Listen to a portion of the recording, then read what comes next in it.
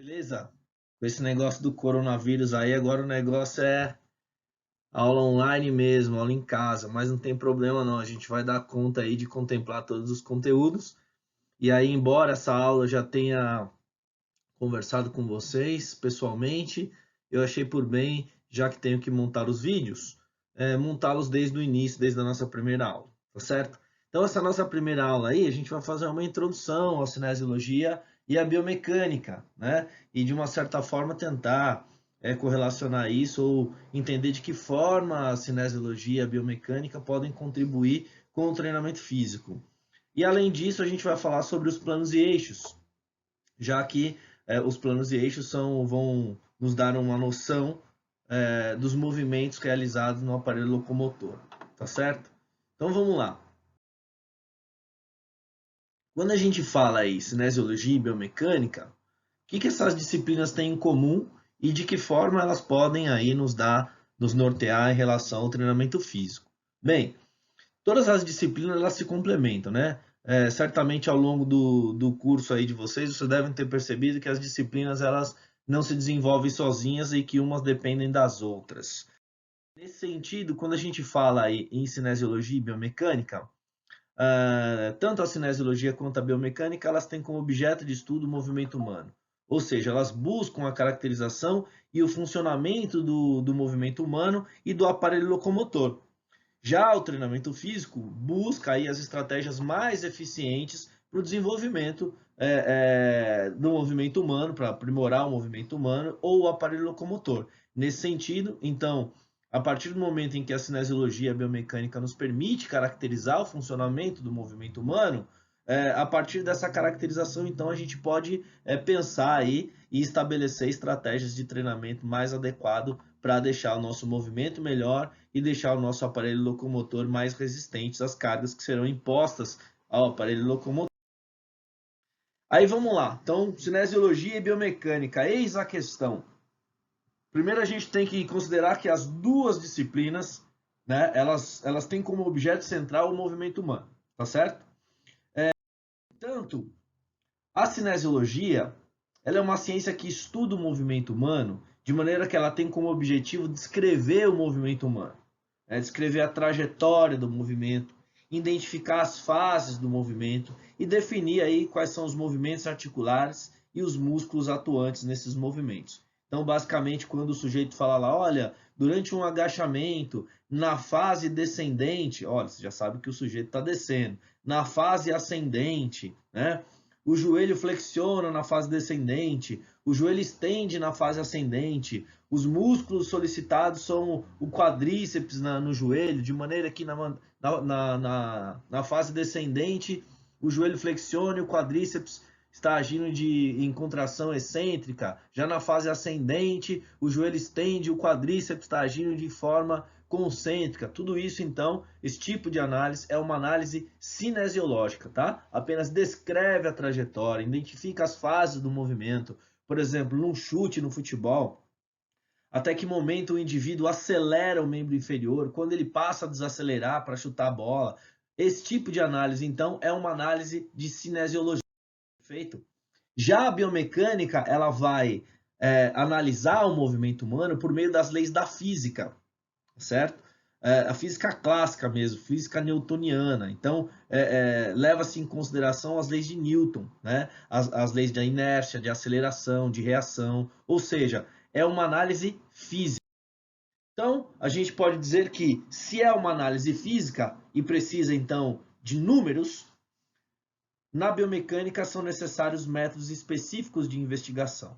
Entre eles, a cinemetria, né, basicamente é o estudo das imagens, a dinamometria, que é o estudo das forças, a eletromiografia, né, que é o estudo da atividade elétrica do músculo, né, a contração muscular associada a essa atividade elétrica, e a antropometria, que embora alguns não colocam ela como método de investigação, ela é muito utilizada, né? Os dados antropométricos são muito utilizados para a reconstrução dos modelos para imagens, ou então para fazer uma dinâmica inversa e descobrir, então, algumas informações que seriam inviáveis, como, por exemplo, de dinamometria para identificar aí a compressão do osso entre o osso do fêmur e a patela durante um agachamento.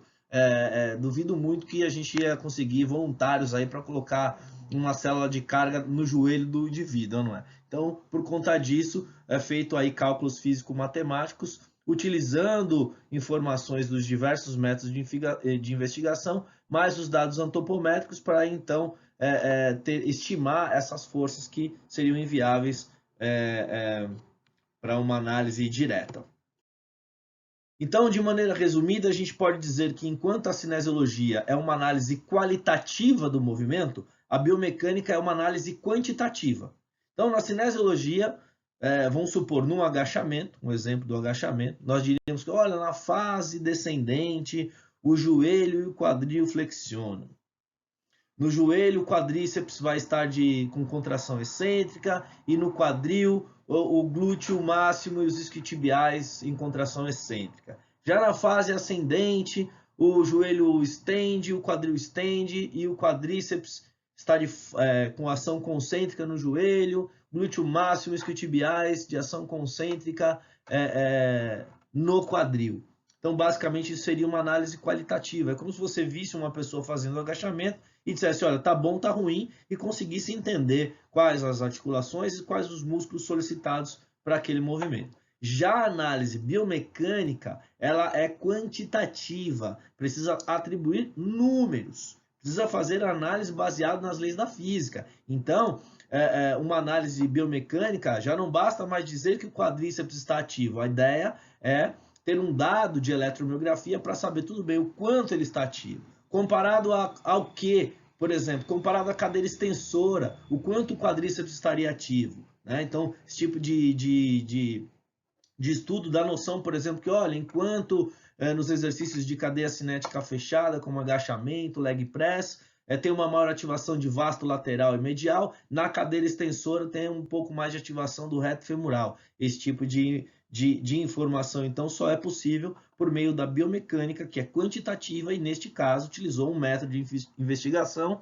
chamado eletromiografia para descobrir, né, desvendar essa questão da ativação muscular. Então, cinesiologia é quantitativa e biomecânica cinesiologia é qualitativa, qualidade, né? Tá bom, tá ruim, que movimento que está realizando, qual o músculo responsável por esse movimento, e a biomecânica é quantitativa, precisa ter número. Se não tiver número, não é biomecânica. Se não tiver a utilização desses métodos específicos de investigação, não é biomecânica. Então, fique atento aí, principalmente em Instagram, né, que o pessoal diz que faz uma análise biomecânica de um determinado movimento e não é biomecânica. Tá mais para cinesiologia do que biomecânica, tudo bem?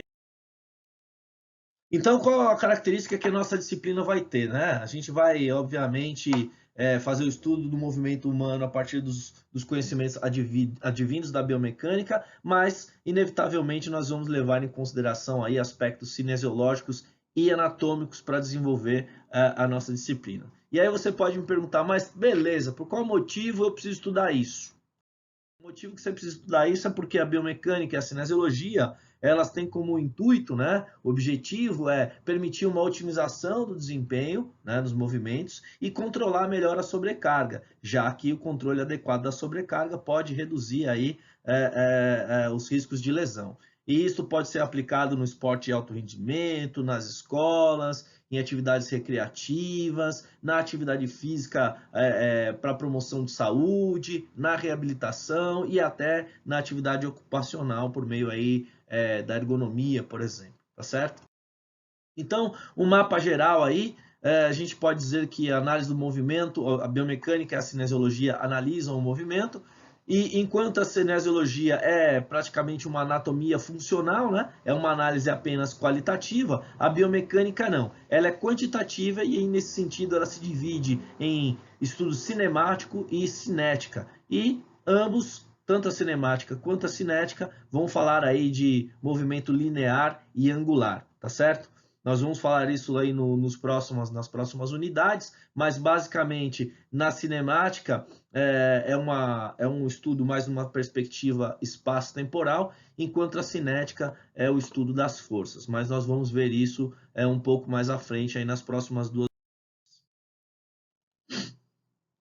E aí, pensando então nos movimentos humanos, antes da gente comentar aí, entrar nas unidades que vão falar especificamente de cinemática e cinética, a gente tem que lembrar que os movimentos humanos, o movimento humano, ele basicamente é realizado através de uma rotação ao redor de um eixo. No caso, o eixo seriam aí as articulações. Então, sempre a rotação de um segmento corporal ao redor de um eixo imaginário, que no caso aí do aparelho locomotor, sempre vai ser o centro articular. Então, se tem uma coisa que a gente vai ter que gravar na cabeça aí, tá muito claro para nós, é a questão dos planos e eixos, porque são os planos e eixos que vão nos dar uma ideia, que vão nortear quais são os movimentos que o aparelho locomotor realiza. Os planos e eixos, então, os planos eles são planos chamados de plano de secção, né, que vão separar o corpo em duas metades, e os eixos são também uma linha imaginária, que seria aí uma linha que cruza os dois planos. Vamos tentar entender melhor isso. Então, os planos de secção são planos de corte do corpo humano, muito utilizados na anatomia imageológica. Então, não vai pensando aí que você vai cortar o corpo do seu aluno na academia, pelo amor de Deus, tá certo? É um plano de secção imaginário. E os eixos são linhas imaginárias também que cortam o corpo ligando um plano ao outro. Nós temos lá 3 planos e eixos. O primeiro plano é este aqui, ó. É o plano que divide o indivíduo em lado direito e lado esquerdo. Esse plano é chamado de plano sagital, tá certo? Então, é um plano na vertical, mas que divide o sujeito em lado direito e esquerdo, perfeito? Esse plano sagital, o eixo que cruza ele é o eixo lateral ou eixo médio-lateral. Então, é um eixo que vem de um lado para o outro, tá certo? E vai cruzar o plano. O plano me divide aí em lado direito e esquerdo, tá certo? E para acontecer o movimento, tem um eixo que vai cruzar esse plano e aí vai permitir que aconteça os movimentos. E aí, que movimentos são esses? Os movimentos de flexão e extensão. Toda vez que algum segmento, alguma parte do nosso corpo for para frente ou para trás, nós estamos falando de flexão e extensão. E basicamente, toda vez que for para frente, é flexão.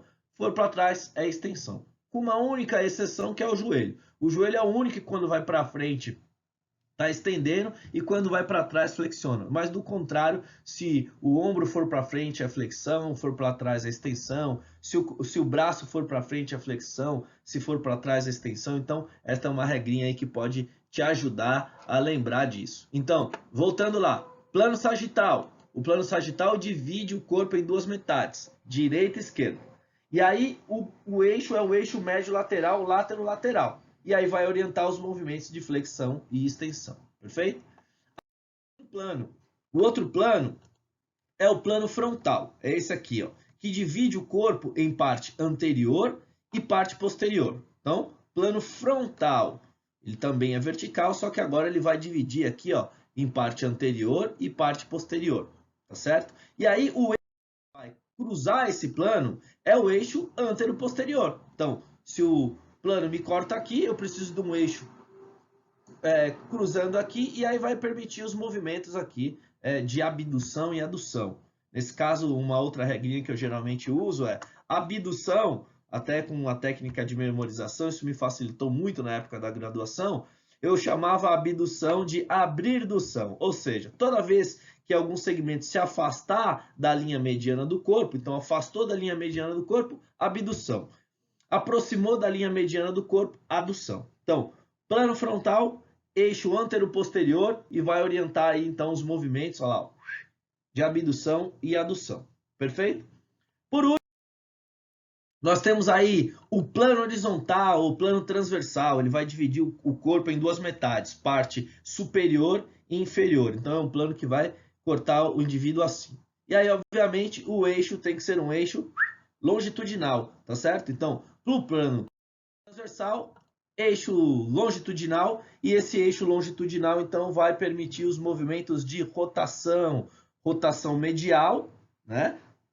quando é mais para o meio, para a linha central do corpo, e rotação lateral quando é para fora. Também é comum ouvirmos aí rotação interna e rotação externa, tá? Então, toda vez que for plano transversal, eixo longitudinal e os movimentos de rotação.